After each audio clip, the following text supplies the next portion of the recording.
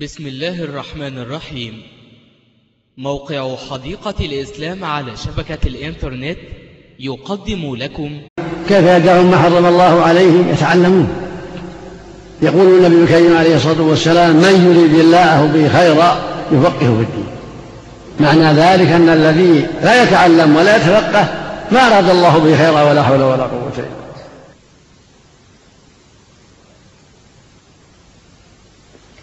بسم الله الرحمن الرحيم. الحمد لله رب العالمين، وصلى الله وسلم وبارك على نبينا محمد وآله وصحبه أجمعين.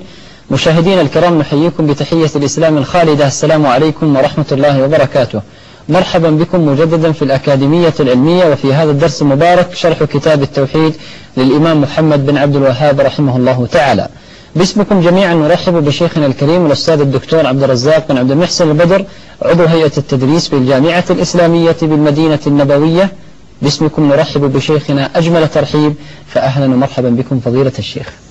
حياكم الله، أهلا بكم وبجميع الإخوة المتابعين لهذا الدرس، والسلام الله عليكم جميعا ورحمة الله وبركاته. عليكم السلام ورحمة الله وبركاته. ويمتد ترحيبنا كذلك عاطرا إلى الإخوة الدارسين والدارسات في موقع الأكاديمية الإسلامية المفتوحة، ونرحب من أعماقنا بالأخوة الذين حضروا معنا هنا في الاستوديو، جزاهم الله خيرا على حضورهم. مشاهدين الكرام، كما عودتمونا فنحن نرحب جدا باستقبال أسئلتكم واتصالاتكم على هواتف البرنامج التي تظهر أمامكم تباعا، وعلى موقع الأكاديمية إسلام أكاديمي.net.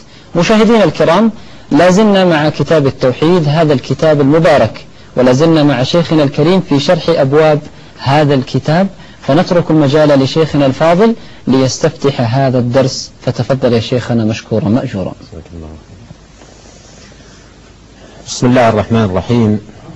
إن الحمد لله نحمده ونستعينه ونستغفره ونتوب إليه، ونعوذ بالله من شرور أنفسنا وسيئات أعمالنا. من يهده الله فلا مضل له، ومن يضلل فلا هادي له، وأشهد أن لا إله إلا الله وحده لا شريك له، وأشهد أن محمدا عبده ورسوله صلى الله وسلم عليه وعلى آله وأصحابه أجمعين.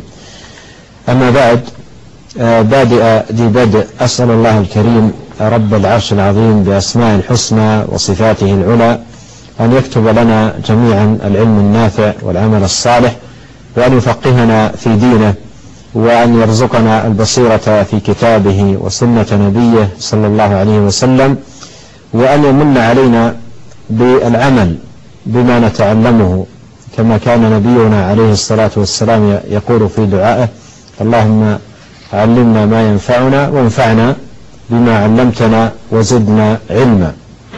وكان عليه الصلاة والسلام يقول كل يوم، كما في حديث أم سلمة، كان يقول كل يوم بعد صلاة الصبح: اللهم إني أسألك علما نافعا وعملا صالحا ورزقا طيبا.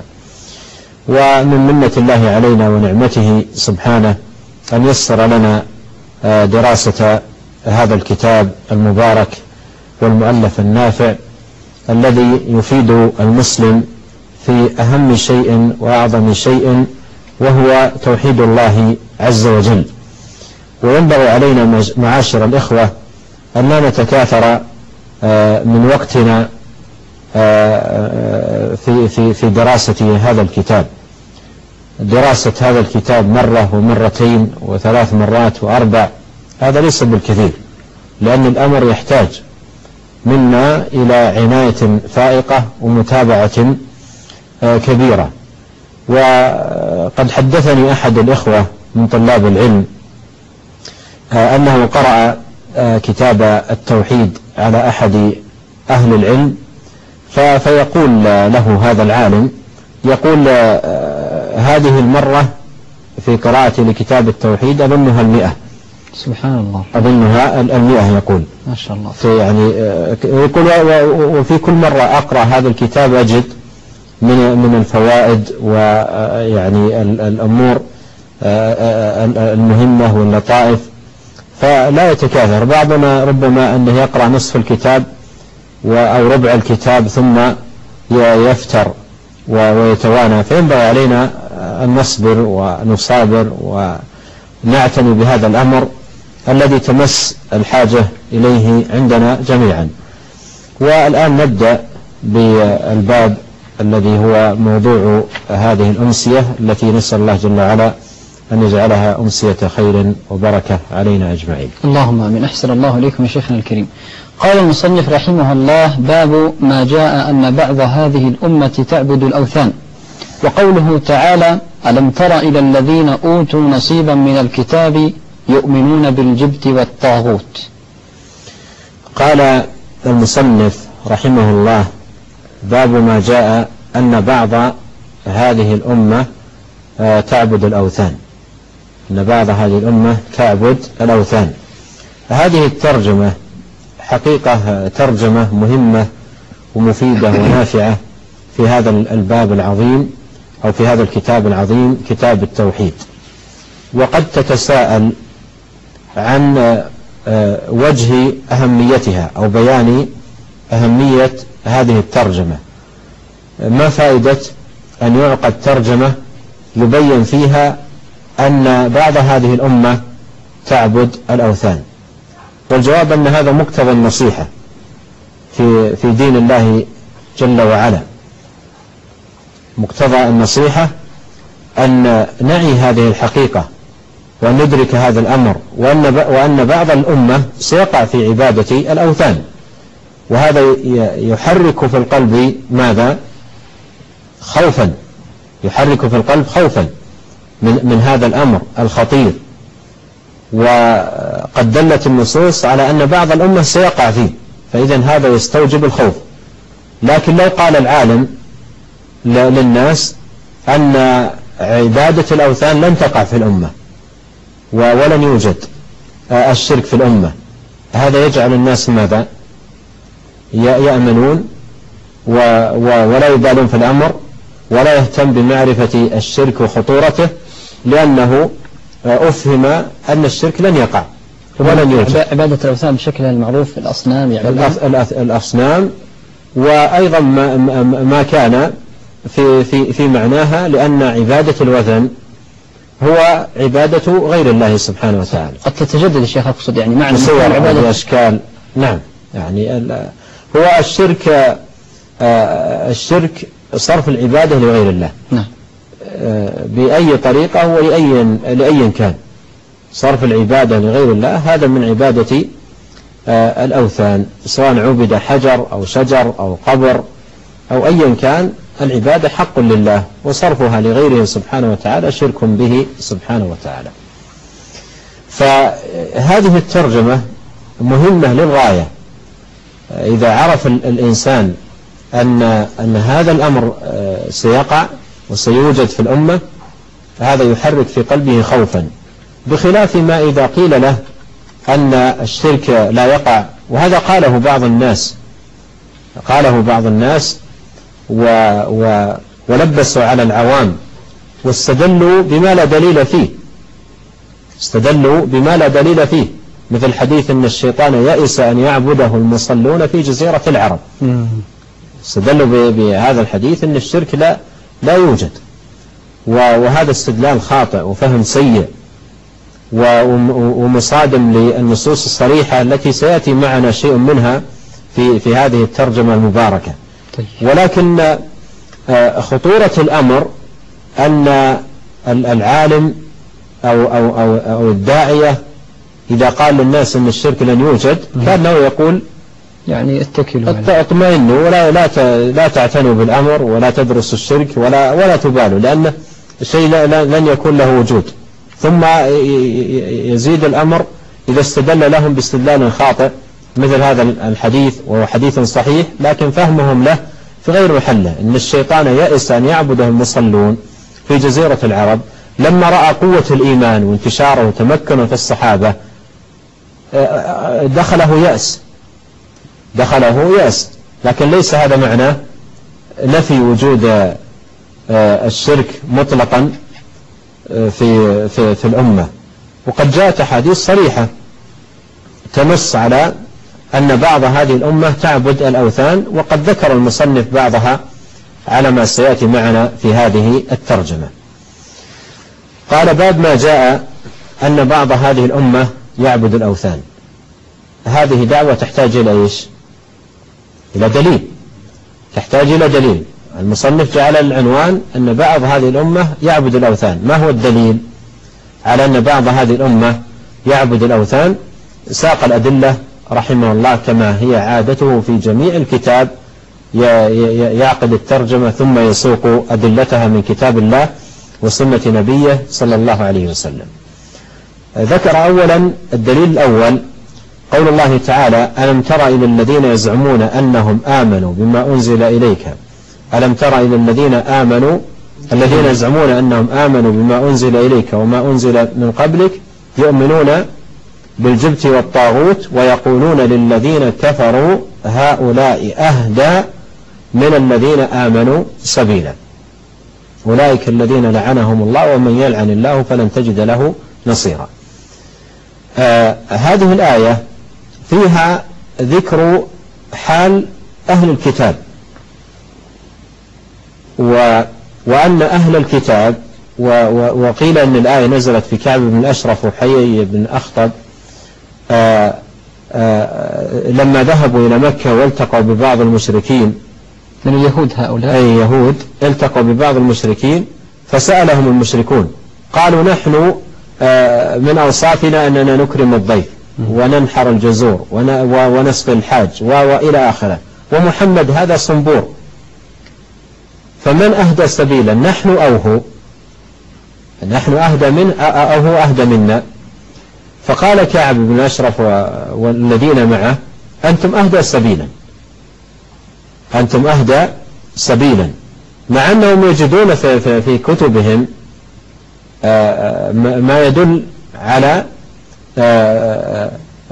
صحة دينه واستقامة ما جاء به صلى الله عليه وسلم، ويعرفون أن هؤلاء عباد أصنام، ولكن من باب الحسد والعدوان والظلم والبغي قالوا هذه الكلمة. ولهذا قال الله تبارك وتعالى: ألم تر إلى الذين يزعمون أنهم آمنوا بما أنزل إليك وما أنزل من قبلك يؤمنون بالجبت والطاغوت ويقولون للذين كفروا هؤلاء أهدى من الذين آمنوا سبيلا. هؤلاء يعني هذه آية أخرى غير التي في الباب. لا، إيش هذه الآية: ألم تر إلى الذين أوتوا نصيبا من الكتاب يؤمنون. ألم تر إلى الذين أوتوا نصيبا من الكتاب. عفوا. ألم تر إلى الذين أوتوا نصيبا من الكتاب يؤمنون بالجبت والطاغوت. ألم تر إلى الذين أوتوا نصيبا من الكتاب يؤمنون بالجبت والطاغوت. أوتوا نصيبا من الكتاب أي حظا من الكتاب، مثل كعب وغيره. أوتوا نصيبا من الكتاب أي حظا منه. يؤمنون بالجبت والطاغوت. وقد مرت معنا هذه الآية. وبالمناسبة يعني أقدم سؤال المسابقة أو سؤال هذه الحلقة الآن. هذه الآية تكررت في كتاب التوحيد أكثر من مرة، فأريد أن تستخرج وما علاقتها بالترجمة في كل باب، يعني كم مرة وردت وما علاقتها في الترجمة في كل باب وردت فيه الآية. يؤمنون بالجبت والطاغوت ويقولون للذين كفروا يعني المشركين كفار قريش هؤلاء يعني المشركين أهدى من الذين آمنوا سبيلا، أي أهدى سبيلا من محمد صلى الله عليه وسلم وأصحابه.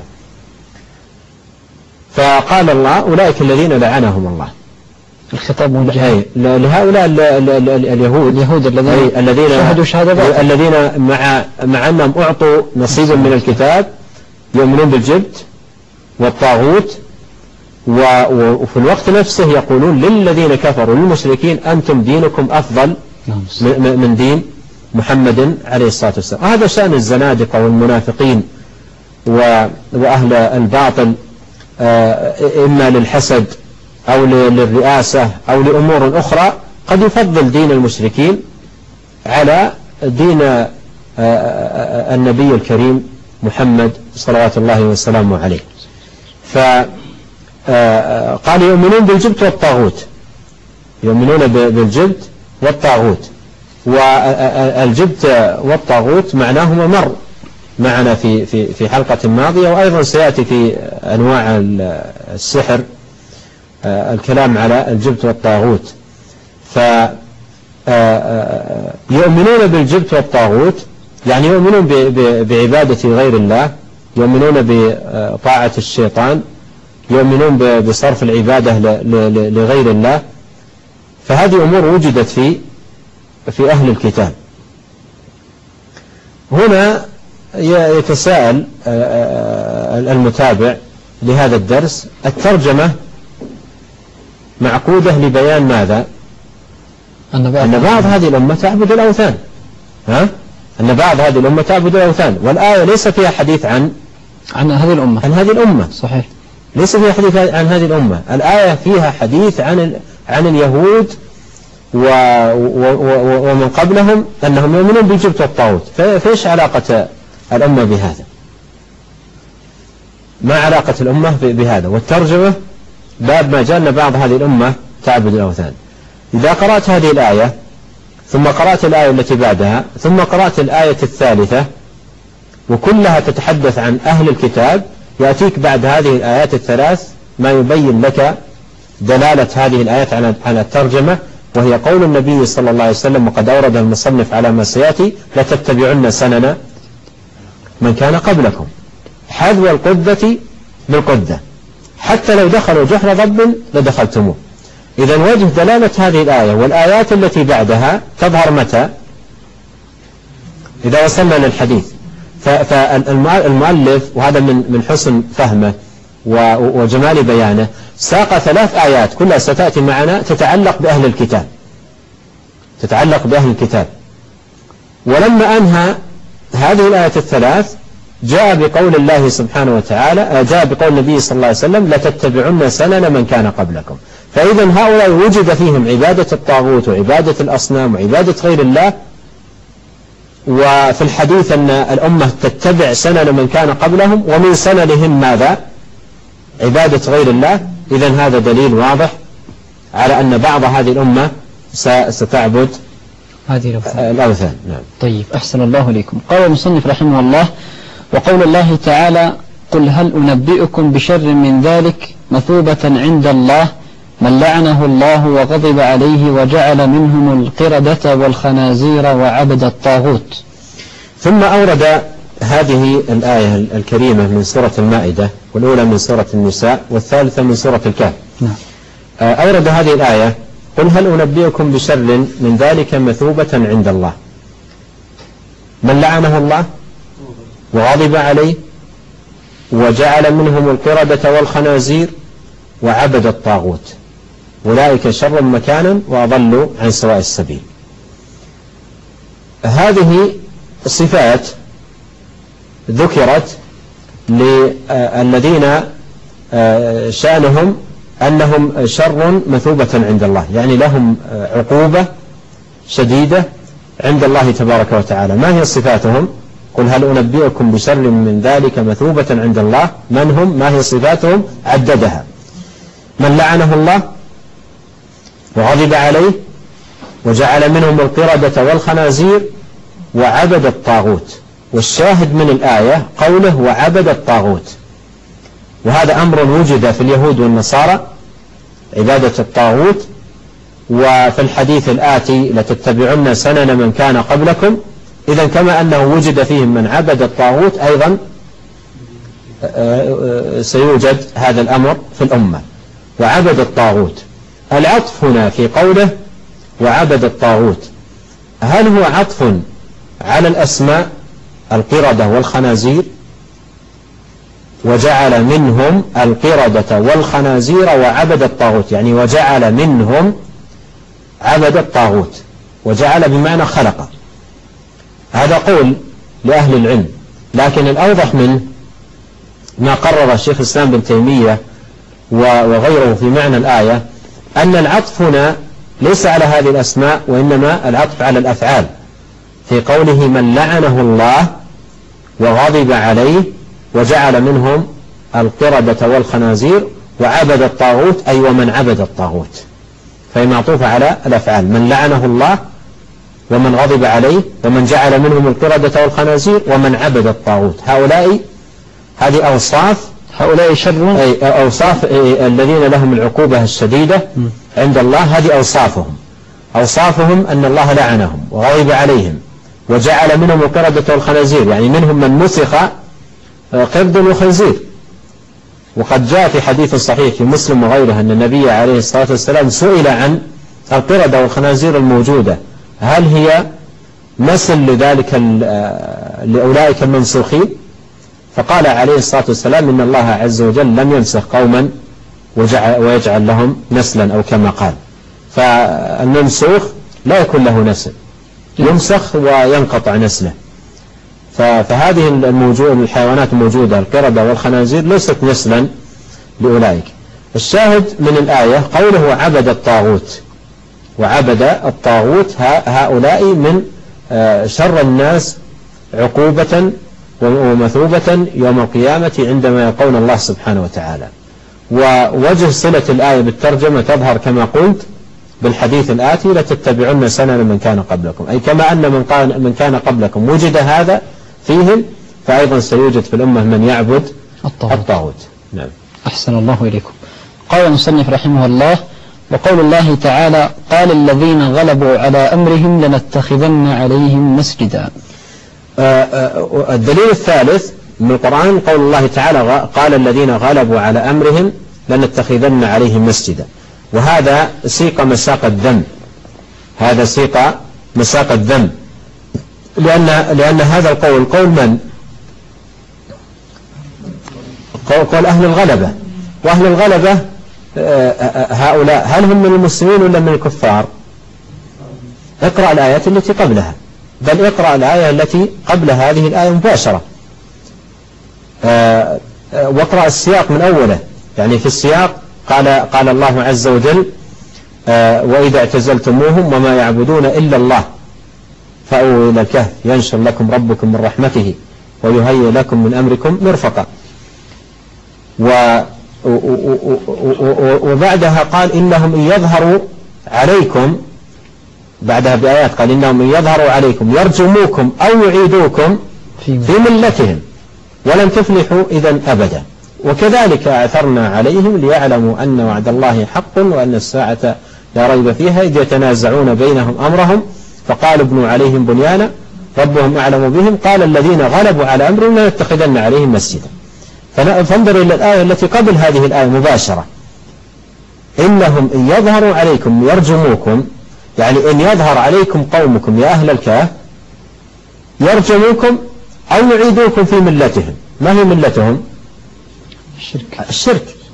وهم أصلا اعتزلوهم بعدا من الشرك. فأهل الغلبة لما طلع عليهم قالوا لنتخذن عليهم مسجدا. ومن أعجب العجب وأغرب الغرائب أن ترى الآن في الأمة الإسلامية من يقول يجوز بناء المساجد على القبور، والدليل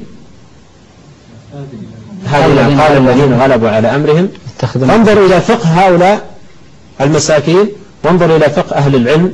الشيخ محمد بن عبد الوهاب رحمه الله يأتي بهذه الآية: قال الذين غلبوا على أمرهم لنتخذن عليهم مسجدا، ثم يأتي بالحديث: لتتبعن سنن من كان قبلكم حذو القدة بالقدة حتى لو دخلوا جحر ضب لدخلتموه. أي حتى وإن وجد وقد وجد فيه من يقول لنتخذن على قبور الأنبياء والصالحين مسجدا، أيضا يوجد في الأمة، وقد وجد هذا طبقا لما أخبر، بل وجد في أحد الكتاب والمؤلفين ألف كتابا عن استحباب بناء المساجد على القبور. الله المستعان. استحباب بناء. ومن أهم الأدلة التي يعني اعتنى بها وأبرزها هذه الآية: قال الذين غلبوا على أمرهم لنتخذن عليهم مسجدا. فانظر إلى فقه هؤلاء، وانظر إلى فقه أئمة العلم وأهل الفضل والنصح للمسلمين.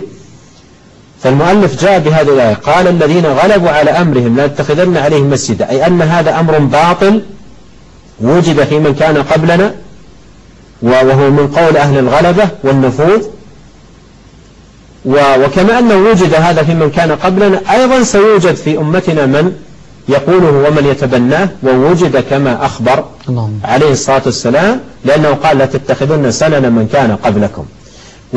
ومن عجائب الأمر أن من وجد في هذه الأمة يقول هذا القول يستدل بالآية التي فيها إشارة إلى إشارة مع الحديث إلى أن في الأمة من سيفعل هذا الأمر، فيوجد من يفعل هذا الأمر ويستدل بالآية نفسها. الله أكبر. يستدل بالآية نفسها. هذا جهل مركب. نعم، هذه مصيبة والله. فقال الذين غلبوا على أمرهم لنتخذن عليهم مسجدا. أطرح عليكم السؤال،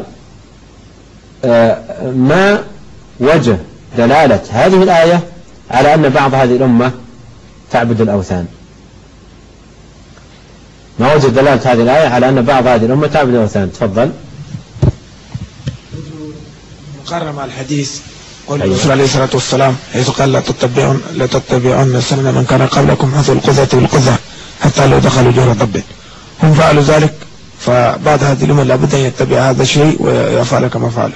نعم، جميل جدا جوابك. أيضا نسمع جواب زميلك.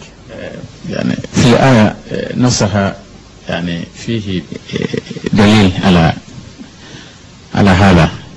نعم. يعني قالوا لنتخذن عليهم، قال الذين غلبوا على أمرهم، قال الذين غلبوا على أمرهم لنتخذن عليهم مسجدا. نعم. ومقارنة بالحديث كذلك يظهر أن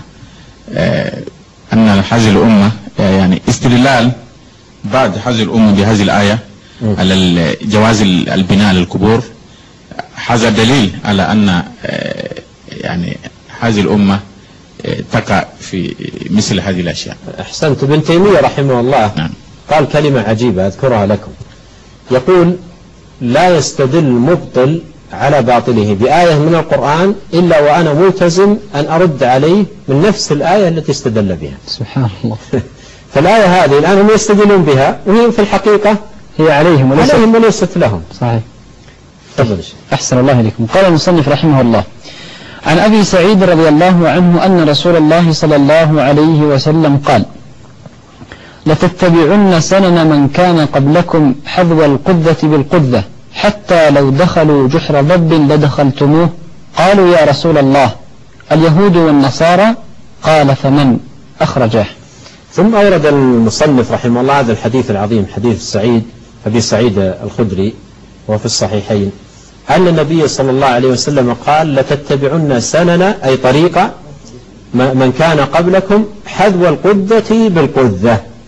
القذة هي ريشة السهم، وإذا جئت بريش السهم وجعلتها إلى جنب بعض هل تفرق بينها؟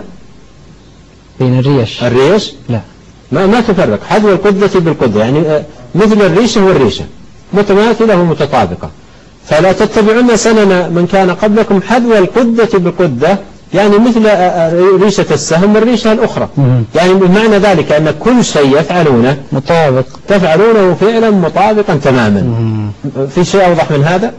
أيضا يزيد الأمر تأكيدا ووضوحا، يقول حتى لو دخلوا جحر ضب لدخلتموه. وجحر الضب كما يعرفها أهل البادية وغيرهم، جحر الضب هو يمتاز عن بقية جحور الحيوانات الزواحف أنه متلوي ومتعرج أكثر من التواء وإلى أكثر من جهة. فمعنى ذلك حتى لو فعلوا أمور وعرة وأمور يعني سيئة للغاية وملتوية أيضا تفعلون مثلهم. بل جاء في بعض روايات الحديث عند الترمذي أو حديث آخر قال حتى لو وجد فيهم من يفعل بأمه لا وجد في هذه الأمة. والآيات التي مرت معنا الثلاث، آية النساء وآية المائدة وآية الكهف، كلها تدل على أن اليهود والنصارى وجد فيهم عبادة الأوثان، والحديث يدل على أن الأمة فيهم من سيفعل مثل أولئك مطابقا حتى لو كان أمر خصيص. يعني أنا أعطيكم مثال الآن، بعض اليهود والنصارى في هذه الأزمان انشغلوا بقصات شعر قذرة جدا، يعني بعضها إذا رأيتها يمكن تمسك نفسك ولا تستفرغ. صحيح. قذرة جدا، يعني قصات قذرة جدا. وتجد في أبناء المسلمين من يقول أريد قصة مثل فلان، وهي قصة يعني تهيج في النفس الاستفراغ من قدارتها. يعني أذكر مرة رأيت شخصا من هؤلاء الكفار حلق رأسه الأيمن بالموس، الجانب الأيمن بالموس، والجانب الأيسر جعله كامل طويل وصبغه باللون الأخضر، صبغه باللون الأخضر. والجانب الأيمن تصور الآن الجانب الأيمن كامل محلوق بالموس يلمع، والجانب الأيسر طويل ومصبوغ بالأخضر. أنا لما رأيته في إحدى الدول الأوروبية لما رأيته كنت مندهش كيف استطاع أنه يمشي في الشارع بهذه الصورة. ثم لما دققت النظر فيه فإذا به يمشي معجب بنفسه ولا كأن أحد مثله. فأشياء تنبع من فراغ. والنبي صلى الله عليه وسلم قال لا تتبعون سنن من كان قبلكم حذو القدة بالقدة. فالشرك وجد فيهم وعبادة الأوثان وجدت فيهم، والأمة فيهم من سيتبعهم حذو القدة بالقدة. فهذا دليل واضح على أن بعض هذه الأمة يعبد الأوثان. طيب أحسن الله إليكم. قال المصنف رحمه الله: ولمسلم عن ثوبان رضي الله عنه أن رسول الله صلى الله عليه وسلم قال: إن الله زوى لي الأرض فرأيت مشارقها ومغاربها، وإن أمتي سيبلغ ملكها ما زوي لي منها، وأعطيت الكنزين الأحمر والأبيض، وإني سألت ربي لأمتي ألا يهلكها بسنة عامة، وألا يسلط عليهم عدوا من سوى أنفسهم فيستبيح بيضتهم، وإن ربي قال: يا محمد إني إذا قضيت قضاء فإنه لا يرد، وإني أعطيتك لأمتك ألا أهلكهم بسنة عامة، وألا أسلط عليهم عدوا من سوى أنفسهم فيستبيح بيضتهم، ولو اجتمع عليهم من بأقطارها حتى يكون بعضهم يهلك بعضا ويسبي بعضهم بعضا. ورواه البرقاني في صحيحه. وزاد: وإنما أخاف على أمتي الأئمة المضلين، وإذا وقع عليهم السيف لم يرفع إلى يوم القيامة، ولا تقوم الساعة حتى يلحق حي من أمتي بالمشركين، وحتى تعبد فئام من أمتي الأوثان، وإنه سيكون في أمتي كذابون 30 كلهم يزعم أنه نبي، وأنا خاتم النبيين لا نبي بعدي، ولا تزال طائفة من أمتي على الحق منصورة لا يضرهم من خذلهم حتى يأتي أمر الله تبارك وتعالى. ثم ساق المصنف رحمه الله هذا الحديث، حديث ثوبان الطويل، والشاهد منه جملة واحدة في الحديث. ما هي؟ تفضل يا أخي. الشاهد من الحديث جملة واحدة في الحديث بطوله، الشاهد منه جملة واحدة. تفضل. يعني في الحديث في من الحديث أن الأمة فئام من هذه الأمة تلحق بهؤلاء عباد الأوثان. أيوة نعم. وقوله صلى الله عليه وسلم من ضمن الحديث: ويعبد فئام من أمتي الأوثان. نعم. الآن عندك الترجمة باب أن ما جاء لنا بعض هذه الأمة يعبد الأوثان، والحديث نص في الترجمة حتى يعبد فئام من أمة الأوثان، فالحديث نص صريح في الترجمة. فالمؤلف رحمه الله ساق الحديث بتمامه من أجل هذه الجملة، حتى يعبد فئام من أمة الأوثان، فالساعة لا تقوم حتى يكون هذا الأمر، حتى يكون هذا الأمر. مثل هذا الحديث تماما ما جاء في الصحيحين أن النبي صلى الله عليه وسلم قال: لا تقوم الساعة حتى تضطرب أليات نساء دوس على ذي الخلصة. فهذه أحاديث صريحة وصحيحة وواضحة في بيان أن بعض هذه الأمة تعبد الأوثان. فكيف يأتي بعض الناس ويقول أن الشرك لا يمكن أن يوجد في هذه الأمة مصادمة صريحة لقول النبي صلى الله عليه وسلم. ولا أدري يا أخ تركي هل معنا وقتنا إلى 5 دقائق تقريبا. ممكن نستعرض الحديث جملة. طيب هلا راحتك استعراض سريع وتعليقات خفيفة. طيب بإذن الله. ولمسلم عن ثوبان رضي الله عنه أن رسول الله صلى الله عليه وسلم قال: إن الله زوى لي الأرض فرأيت مشارقها ومغاربها. زوى الأرض أي جمع أطرافها، فالأرض المتسعة العريضة جمعها الله له، وهذه آية من آيات نبوته عليه الصلاة والسلام. ورأى مشارق الأرض ومغاربها وفي مكانه، زواها له، جمع له أطرافها، فرأى مشارق الأرض ومغاربها.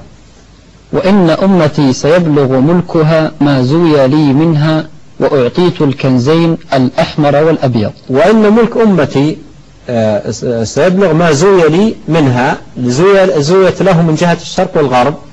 ولهذا النبي صلى الله عليه وسلم يخبر بأمر سيكون، وكان كما أخبر. امتد الإسلام وامتدت رقعته إلى أقصى الشرق وإلى أقصى الغرب، ولم يكن امتداده من جهة الجنوب والشمال مثل امتداده من جهة الشرق والغرب. فهذه آية من آيات نبوته. قال: وأعطيت الكنزين الأصفر والأحمر، يعني الذهب والفضة، إشارة إلى كنز قيصر وكنز كسرى فارس والروم. وهذا أيضا أمر مغيب أخبر به. وفي حديث آخر قال: ستنفق كنوزهما في سبيل الله، وانفقت في زمن عمر بن الخطاب رضي الله عنه. هذه أمور مستقبلة يخبر عنها، وكلها وجدت طبقا لما أخبر عليه الصلاة والسلام. ذكرتم الشيخ هذه في رواية الأحمر والأصفر، هنا الأحمر والأبيض. لا، الرواية اللي عندك الأحمر والأبيض. الذهب والفضة. طيب. الأحمر الذهب والأبيض الفضة. طيب. وإني سألت ربي لأمتي ألا يهلكها بسنة عامة. وهذه دعوة دعا النبي صلى الله عليه وسلم وسأل ربه أن يعطيه إياها، ألا يهلك أمته بسنة عامة. السنة هي الجد، ولقد أهلكنا آل فرعون بالسنين. السنين جمع سنة وهو الجد. عامة أي شاملة، بحيث أنه يهلك المسلمين لا يبقى منهم أحد، فهذا لا يكون. يعني قد يوجد جدب مهلك في بقع معينة، أما هلاك عام، جدب عام يهلك فيه الجميع، أو طواعين عامة أو أمور عامة مهلكة للجميع، هذا لا يكون، لأن عليه الصلاة والسلام سأل الله أن يعطيه ذلك فأعطاه. طيب أحسن الله إليكم. ويكمل الحديث. نعم. وألا يسلط عليهم عدوا من سوى أنفسهم، يعني فيستبيح. وإني سألت ربي لأمتي ألا يهلكها بسنة عامة وألا يسلط عليهم عدوا من سوى أنفسهم فيستبيح بيضتهم. نعم، يعني ألا يسلط عليهم عدو من غيرهم فيستبيح بيضتهم، يعني يهلك جماعتهم فلا يبقى لهم باقي. هذا أيضا لا يكون. يعني قد يتسلط العدو على جزء أو جانب من ديار المسلمين، أما أنه يتسلط على المسلمين كاملا ويستبيح بيضتهم كاملا فهذا لا يكون إلى قيام الساعة، وهذه من المبشرات. وإن ربي قال: يا محمد إني إذا قضيت قضاء فإنه لا يرد، كما في الحديث وفي الدعاء: ولا رد لما قضيت. نعم. وإني أعطيتك لأمتك ألا أهلكهم بسنة عامة. أعطاه هذا. نعم، استجاب له وأعطاه إياه. وألا أسلط عليهم عدوا من سوى أنفسهم فيستبيح بيضتهم. نعم. ولو اجتمع عليهم من بأقطار الأرض، يعني لو اتحد الكفار وأصبحوا يدا واحدة للقضاء على المسلمين، هذا لا يكون. هذا من المبشرات. نعم، قد يتسلط الكفار على جانب، على بعض الديار، أما يتسلطون على الكل ويقضون على الجميع، هذا ما يكون أبدا. نعم. حتى يكون بعضهم يهلك بعضا. حتى يكون بعضهم، يعني المسلمين، يهلك بعضا، يكون من بعضهم عدوان على بعض ويسبي بعضهم بعضا. وهذا الشر وهذا البلاء الذي يدخل على المسلمين من أنفسهم، يتسلط بعضهم على بعض ويرفع السيف بعضهم على بعض ويقتل بعضهم بعضا ويسبي بعضهم بعضا. نعم. ويسبي بعضهم بعضا. ورواه البرقاني في صحيحه وزاد: وإنما أخاف على أمتي الأئمة المضلين. هذه الزيادة التي ذكر الشيخ أن البرقاني رواها في صحيحه هي أيضا موجودة في سنن أبي داود بتمامها إلى آخر قال وإنما أخاف على أمتي الأئمة المضلين. وهذا يدل على خوف النبي صلى الله عليه وسلم الشديد على الأمة من أئمة الضلال ودعاة الباطل، لأن الداعية والعياذ بالله خطير جدا على الناس. الآن أرأيتم لو أن واحدا من هؤلاء سوغ للناس عبادة القبور أو مثلا التعلق بالأحجار، ثم قال لهم قال رسول الله صلى الله عليه وسلم من اعتقد في حجر نفعه. هذا حديث نسبوه إلى النبي عليه الصلاة والسلام. العامي لما يقول له الرجل الذي يظن به خيرا مثل هذا الكلام ويسوق مثل هذا الحديث يتعلق بالأحجار، يتعلق بالأحجار ويقع في عبادتها. وهذا الحديث قال عنه ابن القيم هذا الحديث حديث موضوع من وضع بعض عباد الأصنام، وضعه بعض عباد الأصنام. وهناك أحاديث كثيرة جدا مكذوبة وواهية يروجها دعاة الضلال وأئمة الباطل. وعندما تقرأ هذا الحديث إن أخوف ما أخاف على أمتي أئمة الضلال، هذا يحرك في نفس الإنسان حذرا شديدا من دعاة الباطل وأئمة الزيغ، ويتحرى أهل العلم أهل السنة المعتنين بكتاب الله وسنة نبيه صلى الله عليه وسلم فيستفيد من علومهم. طيب أحسن الله إليكم. وإذا وقع عليهم السيف لم يرفع إلى يوم القيامة. إذا وقع عليهم على الأمة السيف يعني رفعه واحد منهم وضرب به لم يرفع إلى يوم القيامة. وهذا أيضا حصل لما رفع السيف وقتل به عثمان رضي الله عنه لم يرفع، بقي السيف لكنه يعني يقل أحيانا ويكثر أحيانا، لكنه باقي موجود إلى أن تقوم الساعة. ولا تقوم الساعة حتى يلحق حي من أمتي بالمشركين، أي يرتد حي. وفي رواية أبي داود قبائل، حتى يلحق قبائل من أمتي بالمشركين، أي يرتدون عن الإسلام. وحتى تعبد فئام من أمتي الأوثان. في رواية أبي داود قبائل يعني جماعات، قبائل جماعات من الناس تعبد والفئام هي الجماعات. فلا تقوم الساعة، وهذا هو موضع الشاهد من الحديث للترجمة، أن الساعة لا تقوم حتى تعبد فئام من الأمة الأوثان. وإنه سيكون في أمتي كذابون 30. إذا أقرأت هذه الجملة حتى تعبد فئام من أمة الأوثان، هذا حقيقة ينبغي أن يحرك في قلبك أمرين. الأمر الأول أنك تعرف الأوثان وما هي وكيف تعبد حتى تبتعد عنها ولا تكن من هؤلاء. والأمر الثاني تسأل الله عز وجل أن يجنبك هذا الأمر. إمام الحنفاء مر علينا دعاء واجنبني وبني أن نعبد الأصنام. طيب أحسن الله إليكم. وإنه سيكون في أمتي كذابون 30 كلهم يزعم أنه نبي وأنا خاتم النبيين. ثم ذكر أنه سيوجد في الأمة من يدعي النبوة، يدعي النبوة يزعم أنه نبي ولا نبي بعدي. قال كذابون 30. الذين ادعوا النبوة أكثر من هذا العدد، أكثر من هذا العدد بكثير، لكن كثير من هؤلاء الذين ادعوا النبوة يعني صاب خلط أو هوس أو جنون أو فيخربط وكذا أو فيقول أنا نبي أو كذا. وليس هؤلاء المقصودين بالحديث. المقصود من كان له شأن وصار له شوكة وصار له أتباع، فهؤلاء عددهم 30. أما ليس المراد كل من ادعى النبوة، المراد من كان له نفوذ وكان له شوكة وكان له أتباع وكان له شبهات يوردها، فهم بهذا العدد 30. وأنا خاتم النبيين لا نبي بعدي. وأنا خاتم النبيين ولا نبي بعدي، وهذا واضح وهو في القرآن الكريم: ما كان محمد أبا أحد من رجالكم ولكن رسول الله وخاتم النبيين. ومعنى خاتم النبيين الذي ختمت به النبوات، فلا نبي بعد صلوات الله والسلام عليه. ولا تزال طائفة من أمتي على الحق منصورة لا يضرهم من خذلهم حتى يأتي أمر الله تبارك وتعالى. وهذا من المبشرات العظيمة. يخبر عليه الصلاة والسلام أنه لا تزال طائفة من أمته على الحق منصورة، يعني باقين على الحق مستمسكين به، لا يضرهم من خذلهم ولا من خالفهم إلى أن تقوم الساعة وهم كذلك، فهم باقون على. فهذه من نعمة الله، الحق باقي ودعاته باقون وهو منصور بعز عزيز وذل ذليل. نعم. أحسن الله إليكم شيخنا الكريم ونفع الله بكم. شيخنا الكريم نستأذنكم في فاصل قصير. أحسن الله إليكم. مشاهدينا الكرام فاصل قصير ثم نعود إليكم فابقوا معنا. يقول النبي الكريم عليه الصلاة والسلام: من يريد الله به خيرا يفقهه في الدين. معنى ذلك أن الذي لا يتعلم ولا يتفقه ما أراد الله به خيرا ولا حول ولا قوة إلا بالله. بسم الله الرحمن الرحيم. مشاهدينا الكرام نرحب بكم مجددا في هذا الدرس المبارك، ونرحب بشيخنا الكريم الأستاذ الدكتور عبد الرزاق بن عبد المحسن البدر. أهلا ومرحبا بكم فضيلة الشيخ.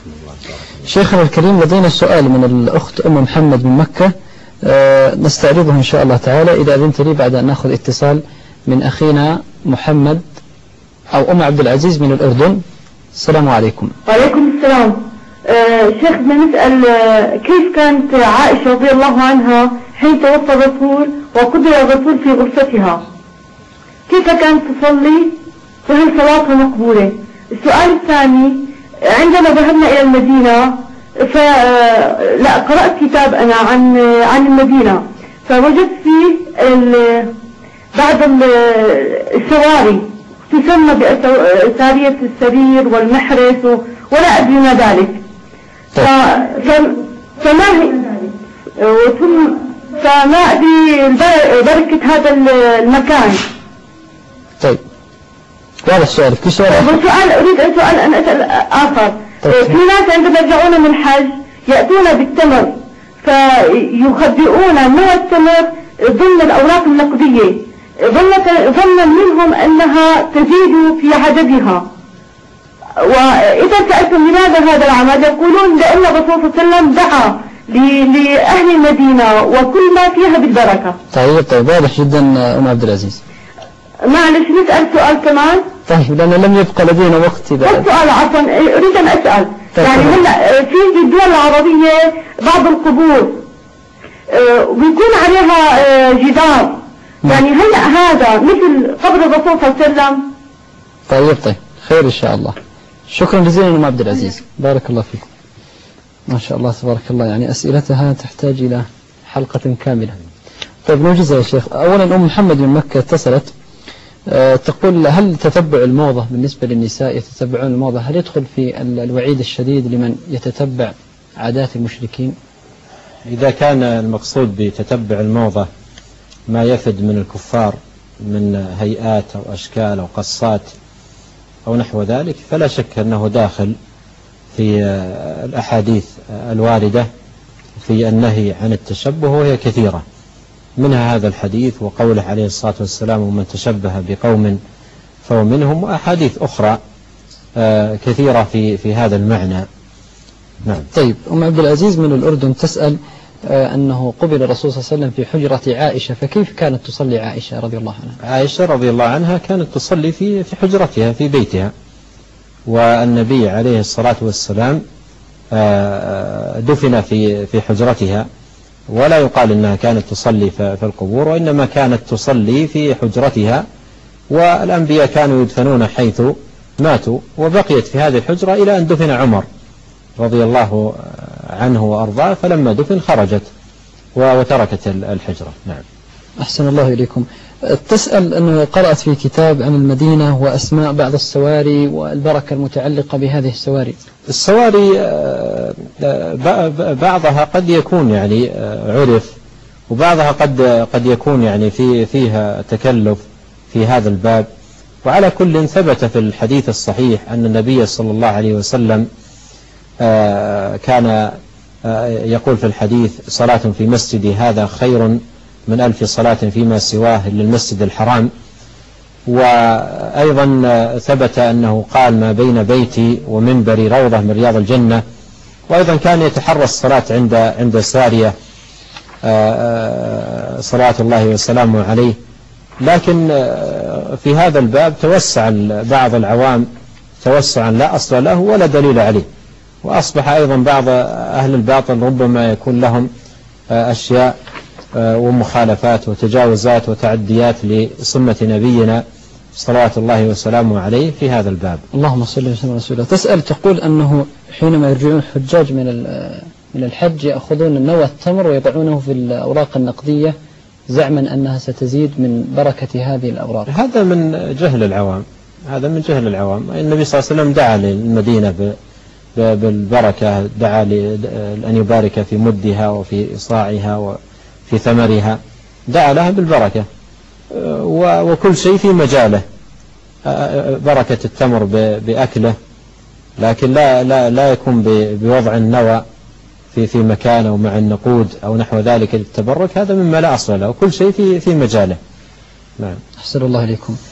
سؤالها الأخير تسأل أن هناك في بعض القبور يعني بني عليها جدار كما بني على جدار النبي صلى الله عليه وسلم. مر الكلام عن هذه المسألة، وأن القبر إذا كان داخل المسجد سواء فيه جدار أو بدون جدار فيشمله ما جاء في الحديث، وهو من اتخاذ قبور الصالحين مساجد، وهذا فيه وعيد شديد، وتنوع الوعيد والتهديد في حق من يفعل ذلك.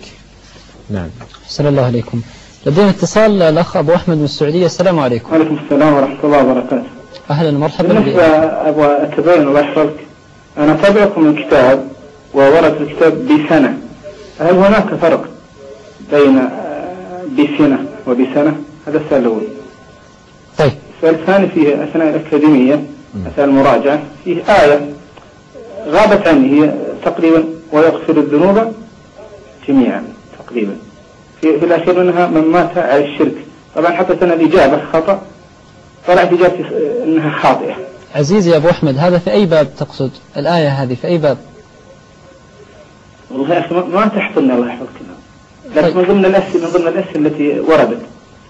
طيب. إن الله يغفر الذنوب جميعا، بعد في نهاية الآية يقول من ضمن من مات على الشرك. طبعا حطيتها خطأ، طلعت إجابتي خاطئة، يعني فأنا احترت ما أدري. أنا أذكر أن قد طرحنا هذا السؤال في الموقع.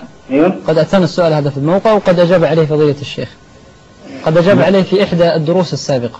ممكن أسأل الأخ؟ طيب تفضل يا أخ أبو أحمد. الآن السؤال الأول ماذا تقول في الكتاب؟ إيش الكتاب؟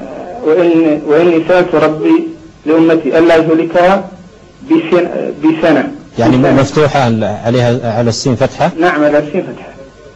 يعني هذا خطأ طباعي. هل هو بسنة أو بسنة؟ لا بكسر السين. السنة العام. طيب والسنة؟ طيب السنة هي المجاعة مثل ما قال جمعها سنين، ولقد أهلكنا آل فرعون بالسنين، هذا جمع ومفرده سنة. طيب هل هناك جمع بينه وبين لا تأخذه سنة ولا نوم؟ السنة هناك معناها النعاس الخفيف. أيوة. طيب والنوم هو معناها النوم المعروف. شكرا جزاك الله. شكرا جزيلا أبو أحمد، بارك الله فيك، شكرا جزيلا. شيخنا الكريم بارك الله فيكم، يعني الأسئلة في الواقع أنها كثيرة ولم يبقى لدينا وقت، لكن إذا أذنت لي فقط إجابة السؤال الذي طرحتموه في الدرس الماضي. تفضل. الأخت لولا إبراهيم أجابت فيما يتعلق بالحديث الذي ذكرتم. قال سعيد بن منصور في سننه حدثنا عبد العزيز بن محمد أخبرني سهيل ابن أبي سهل قال رآني الحسن بن علي بن أبي طالب رضي الله عنهم عند القبر، فناداني وهو في بيت فاطمة رضي الله عنها يتعشى، فقال هلم إلى العشاء، فقلت لا أريده، فقال ما لي رأيتك عند القبر، فقلت سلمت على النبي صلى الله عليه وسلم، فقال إذا دخلت المسجد فسلم، ثم قال إن رسول الله صلى الله عليه وسلم قال لا تتخذوا قبري عيدا ولا تتخذوا بيوتكم مقابر وصلوا علي فإن صلاتكم تبلغني حيثما كنتم، لعن الله اليهود والنصارى اتخذوا قبور أنبيائهم مساجد، ما أنتم ومن بالأندلس إلا سواء. هذا الجواب، يعني هذه سنة حفظت عن آل البيت، مثل الحديث الأول الذي معنا في الترجمة، حديث علي بن الحسين بن علي الذي يرويه عن أبيه عن جده. نعم. أحسن الله إليكم. في إجابة مختصرة للسؤال الثاني، للتخلص من الغلو، نعم. التعلق بالله تعالى وحده دون سواه، تجنب وضع الصور والتماثيل وتعليقها سواء للذكرى أو للتعظيم، الاعتقاد الجازم بأن الصالحين والأنبياء إنما هم بشر وأن النافع والضار هو الله وحده سبحانه. جميل، إجابة مختصرة وجيدة. طيب أحسن الله إليكم. شيخنا الكريم، لعلكم تختمون هذا الدرس بسؤالين، والذي يظهر أنكم قد يعني ذكرتموها، فقط نريد أن نذكر الأخوة بهم.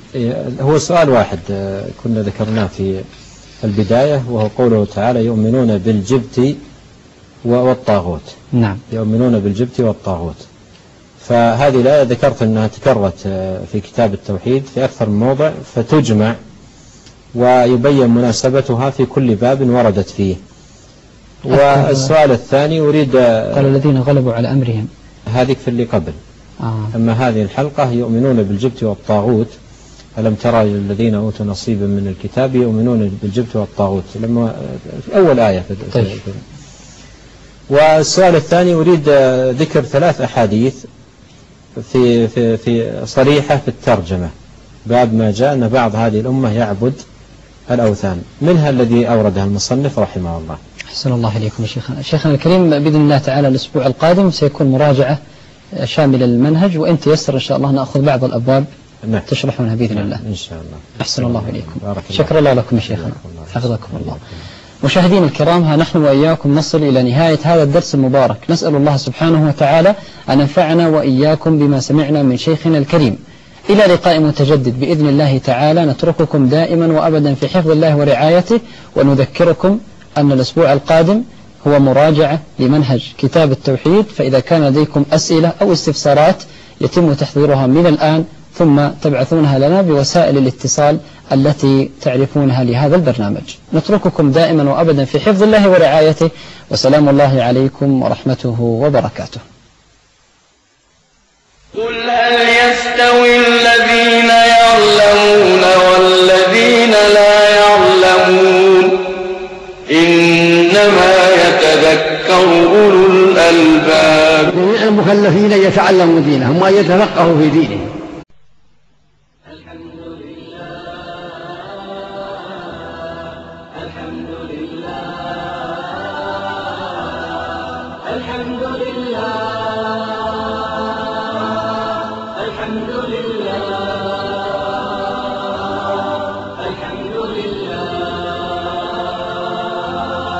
الحمد